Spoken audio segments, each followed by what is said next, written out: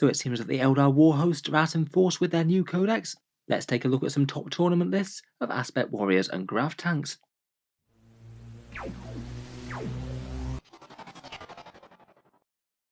Hello and welcome back to Auspex Tactics, where today we're talking Eldar, and I've been very interested to see what sort of things people will put together out of the enormous codex Eldari. The book went out for pre-order a couple of weeks back, and this past weekend has been the first one that people have actually been able to use the book in big tournaments.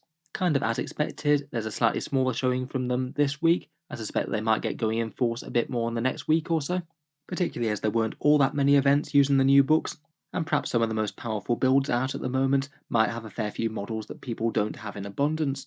In this video we'll take a look over 3 of the top finishing Eldar lists at the moment, none of which actually won their grand tournaments, but I believe was pipped to the post by a single loss. I think it's really quite interesting to see what sort of armies people are coming up with and how they're making them work on the table against the other titans that are out at the moment, like Custodians and Tau. In this video we'll be focusing on the actual Craftworlds. I know pure Harlequin lists have been doing very nicely. Maybe we'll do another video on them in due course. For this one though, let's take a look at 3 mainly Craftworlds lists, though one of them is an allied list including some hefty Harlequin support. First up we have a list of very hefty damage dealing Eldar. This one's making about as good use out of Shuriken weapons as they possibly can, with that very nasty custom Craftworld trait Hail of Doom. It was a list made by Vic VJ, who used it to take 5th at the Glasshammer March GT, and a very well accredited tournament player. I think it was only a few weeks back that I was talking about his undefeated Tau list. In any case, this is the split list between Craftworlds and Harlequins. For the Craftworld side, he's chosen to take a custom Craftworld with Hail of Doom and mobile fighters, which stack together to make just some absolutely ludicrously dangerous Dire Avengers jumping out of Wave Serpents. Hail of Doom I think is a really interesting custom trait. That's the one that basically makes Shuriken weapons better across the board. It means that unmodified hit rolls of 6 with Shuriken weapons automatically wound their target and automatically treat that wound roll as a 6, so they get the extra AP. It means that Shuriken weapons are still going to hit very hard even against the toughest targets. Combine that with mobile fighters, that's the one that allows you to get +1 to wound when you've disembarked a unit from a transport vehicle, which is just crazily nasty on mass Dire Avenger Shuriken fire. That's all quite low strength, so +1 to wound with that many shots at high AP is going to allow them to put the hurt on just about anything, giving them another pathway to wounding the enemy very easily.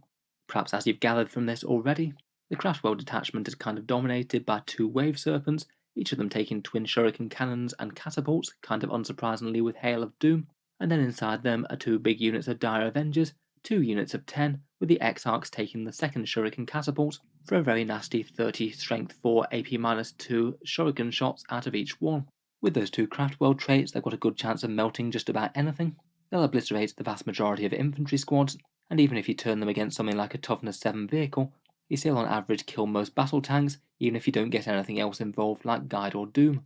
There's then another unit of 6 Dire Avengers who also take the second catapult. They could be a bit more flexible, either holding down home field objectives or going in strategic reserve to run around and shoot the enemy in the side while doing actions, and a unit of striking Scorpions with the Biting Blade and Crushing Blows, a forward deployment unit that you could redeploy with Phantasm if needed, and the Biting Blade and Crushing Blows give you 6 attacks with AP-2 and damage 2 that auto-wound if they hit. The rest of the squad put out a fair flurry of mortal wounds as well, and plenty of anti-infantry attacks. 6 of them could be pretty handy as well for doing things like retrieving data. The Craftworld section is led by a Farseer Skyrunner. They're packing Guide and Doom, probably going to have maximal effect when combined with one of those big blocks of Dire Avengers, but could certainly help out the striking Scorpions as well if that made more sense. And they've also got the 20-inch moving Sunstorm bag, the one that grants the bearer objective secured and means that the Farseer can just casually zoom over and steal an enemy objective from under their noses, potentially giving you a massive victory point swing just when you need it. Joining the Farseer in the HQ section is Baroth, potentially the scariest and most annoying of the Phoenix Lords, basically relentlessly attacking over the course of a game, with very little chance for the opponent to ever catch up or kill him if he's played with fairly carefully. He moves very fast, puts out a little bit of strength 6, damage 2 shooting, and 6 attacks at strength 5 and damage 2 in combat, but the real spooky thing that he can do is basically redeploy every time he battle focuses or consolidates, meaning that every time that you think he's exposed, he can basically just zip back to safety, and then quite likely easily just make it back into the fight again, with his massive 14-inch movement to inflict more damage and pain the next turn. A super annoying threat to have jumping around, not one your opponent could be doing very much about at all. and again could be a very useful unit for jumping in and taking objectives. Finally, loitering somewhere in the backfield, maybe on a home field objective, are a trio of support weapons. They all take Shadow Weavers for a decent amount of ignores line of sight firepower to punish some enemy infantry that are hiding. That's very much not the end though, as a bit more than a third of the list is made up of Harlequins. They're taking the Sadath of Light, the one that allows you to advance and shoot for no penalty for massive speed, and also hit rolls of 1 to 3 will always fail against them. Of course, the standout feature in the Harlequins is just some massive firepower with 2 units of 3 Void Weavers with prismatic cannons, a jetbike I made an entire video about if you want to give that a search at some stage. Getting a spectacular buff in the new book, and they just seem ludicrously strong for what they do. 2 Shuriken cannons, a decent anti-tank prismatic cannon, and very hard to deal with the light things, the Mirage launchers, the 4+ invul save, and buffs that they can get from the detachment's Shadow Seer, giving them Webway Dance for a 6+ feel no pain, and the Mirror Architect's pivotal role that always counts them as an extra 6 inches further away, which should keep them safe from a fair amount of small arms. Finally, there's a single Harlequin Trooper Squad with a single Kiss and Embrace to allow you to use the stratagems. They're all mounted in a Star Weaver, and I'm going to guess that the Death Jester will join them in that as well. He's the one who takes that Harvester of Torment one, so any 6s to hit counters 3 additional hits, and he also combines that with Favour of Sigorak. That one works particularly well at him, as he can automatically change 1 hit roll to a 6 after rolling, which means that you're guaranteed to get at least 4 hits out of him, and very likely at least 6. Pretty brutal for either sniping characters or just mowing down a bunch of infantry. Overall, there's a really spectacular amount of damage here. The Dire Avengers and Wave Serpents, backed up by the Farseer, are going to just cut through any infantry or light targets in the open. The Void Weavers buzzing around should hit some hard targets very hard and could potentially stay safe with fire and fade if needed. Plenty of handy units about for actions and objectives, and a couple of really big character threats in Baharoth and the Death Jester on steroids with the Warlord trait. As with Eldar in general, not exactly the biggest staying power if you do catch their units in the open, but with their crazy mobility, they should usually get the jump on the enemy rather than the other way around. Next up, for another strong list that just took the one defeat on its way to the top, was this army list by Mike Bask, who used it to take third at the West Australian Iron Man GT. This one perhaps being particularly interesting for using a couple of big units of Eldari Corsairs. Again, rather than using the main Craftworld attributes, Mike's chosen to go for a custom Craftworld trait. This one being Children of the Skies for more movement. You get +1 inch movement if you're on the ground, or +2 inch movement if you can fly, and any advanced roll cancels at least a 3 rather than a 1 or 2, which is quite handy for anything advancing and using assault weapons. That one's paired with the Masters of Concealment special rule, this one granting light cover to any units that are greater than 12 inches away. Pretty nice for any Eldar vehicle units, which this list has 7 of. Perhaps the biggest central core of the list are a couple of big Wave Serpents, again with Shuriken cannons and catapults, this time filled with Eldar Corsairs, 2 units of the elite Void Scarred Corsairs, and each of them are packing a fair amount of dangerous ranged weaponry, a blaster, a wraith cannon, and Neurodisruptor, plus all of their regular Shuriken rifles, which get that quite fun rule that the Void Scarred get for auto wounding on 6s. In addition, they're making good use of the mini Farseers that they can include inside their unit, the Wade Seekers. One of them takes Executioner for a bunch more mortal wounds, and one of them taking Fateful Divergence, the one that basically allows you to farm command points and potentially quite reliably generate 1 each turn that you get to cast.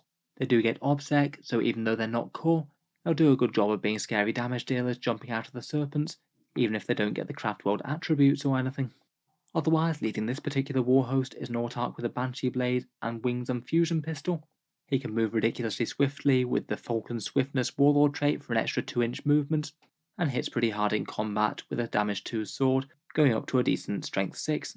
Again, Barahoth is making an appearance in the HQ slot, I'm sure doing his normal thing of jumping around, causing a load of damage and carnage, while being very hard to catch up with and neutralise. Otherwise, for Eldar Infantry, we've got a single Ranger squad filling up the mandatory troops detachment in the patrol, either cheap for holding down objectives and doing a tiny bit of sniping, or potentially could forward deploy on the screen if they needed to. A couple of units of Warp Spiders, both with Power Blades and the additional Death Spinner.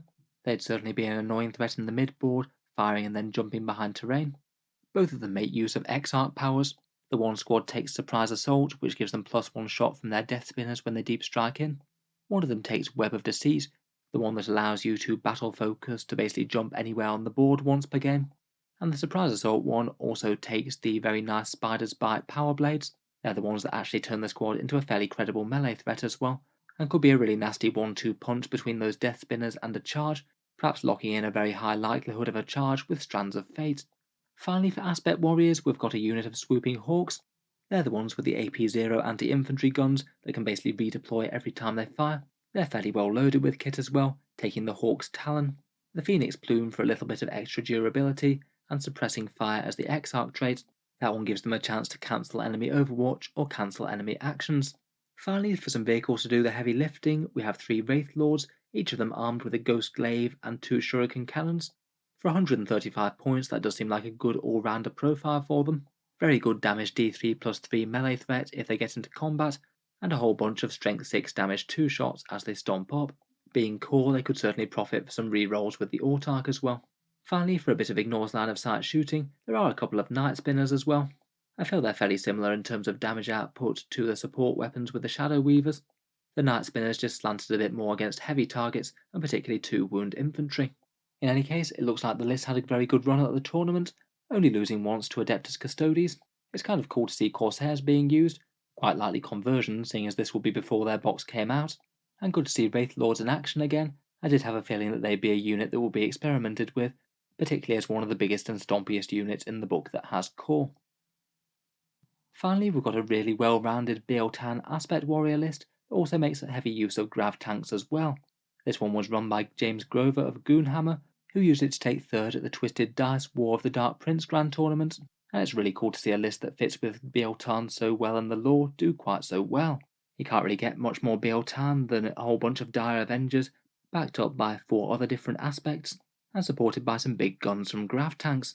I'll put a link to Goonhammer down in the video description below, for I'm sure the very few amount of people who haven't heard of them, I'm sure he'll be doing a full write-up of the list with a lot more insight than I can give. In any case, Beotan is the one that gives you reroll a single hit per attack, and also lets you battle focus a little bit further, always counting as at least 3 inches. They've also got a handy stratagem that allows you to get exploding 6s to hit with an Aspect Warrior unit, so you've always got the opportunity to amp up one of these units' damage outputs every single turn.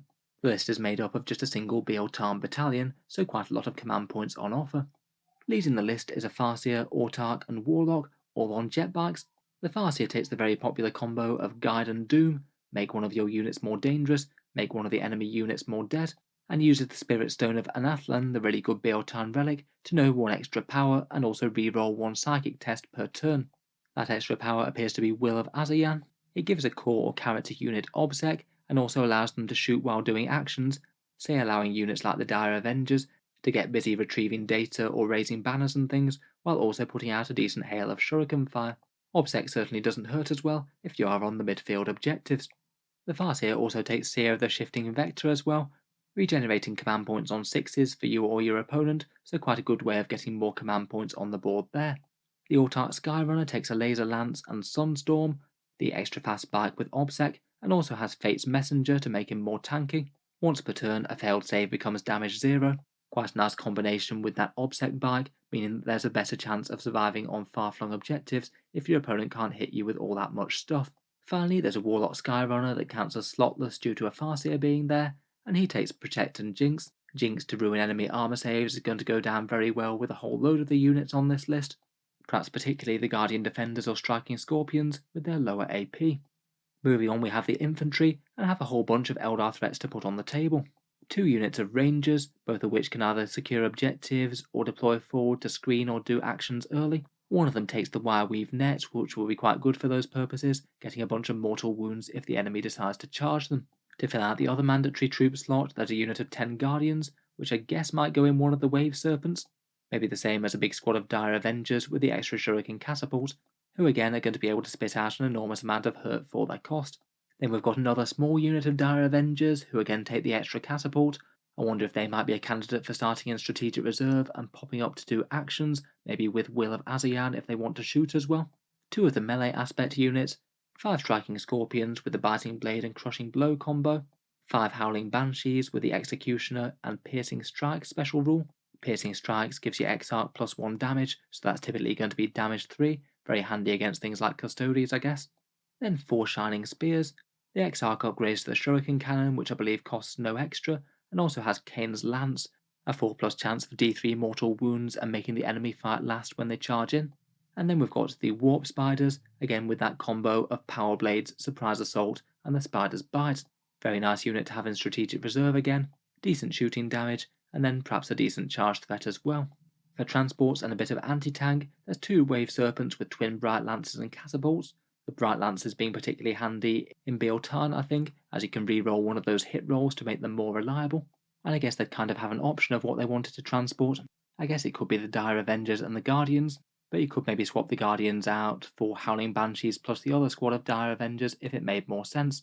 Also with the potential to transport a unit is the Falcon with 2 Shuriken Cannons. Falcons kind of essentially act like drop pods these days, so maybe that could be a better delivery for those 6 Dire Avengers with the extra catapults. Maybe getting them out and on a central objective right from turn 1, potentially doing an action and shooting as well. Finally, it does seem very popular just to include a small amount of Ignore's line of sight firepower, and again there's 2 Night Spinners here as well. A little bit of damage to help tidy up annoying threats, while not over-investing in Ignore's line of sight damage. Overall, it really is cool to see so many aspects on the field. It does look like a list that's looking to try out just about as many new combos in the codex as it can fit in. Though being quite so dependent on fairly fragile infantry, it is going to have a hard time against Tau at the moment that can just spam smart missiles and air-bursting fragmentation launchers and just hoover a lot of these units off the board even if they're hidden. I must admit I did think that this would struggle against Tau. It does appear that the only loss in the tournament was against a Tau player, a game that didn't really look very close, as it looked like there was almost a 60 victory point differential. To be honest though, I think that might be more of an issue of Tau having their Ignore's line of sight weapons costed too cheap. That matchup does look rough for just about any Craftworld list that's relying on a lot of fragile infantry. Still though, a really cool army and a very good result. I'm sure I'll have more to say about it over on Goonhammer. So anyway, I hope you've enjoyed a look at some of the stronger Craftworld lists from this week.